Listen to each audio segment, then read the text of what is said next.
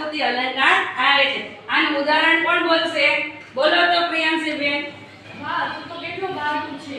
અંદર જઈને નાખા. ખૂબ સરસ. કે આપણે કોકને કહેતા રહે કે વાહ વાહ તમે તો ખૂબ બહાદુર. એક ઉંદર જોઈને ડરી ગયા પણ એમ કહીએ તો એને સારું ન લાગે. એટલે આપણે શું કરવાનું? વ્યાસ્તુતિ અલંકારમાં કહેવાનું કે વાહ તમે તો પાપડ તોલ પહેલવાન છો. એટલે કે હકીકતમાં એ ડરપોક જ છે પણ આપણે એને કહીએ કે ભાઈ તું ડરપોક છો તો એને ગમે નહીં એટલે આપણે એના વખાણ કરતા હોય એવું કહેવાનું. ત્યાર પછી આવે અતિશયોક્તિ અલંકાર. તો અતિશયોક્તિ અલંકાર છે એની વ્યાખ્યા કોણ બોલશે?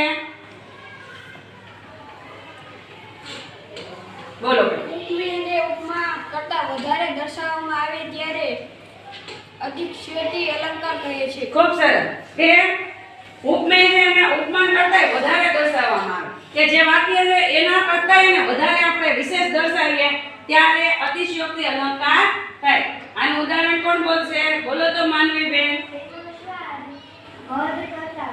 હા, તો એ શું કહે છે કે કોઈ પણ મીઠી વસ્તુ એની વાત છે કે આ તો મીઠી તો છે પણ મધ કરતા મીઠી છે. એટલે કે મધ કરતા એને વધારે મહત્વ આપવામાં આવ્યું છે ત્યારે શું થાય છે? અતિશયોક્તિ અલંકાર થાય છે.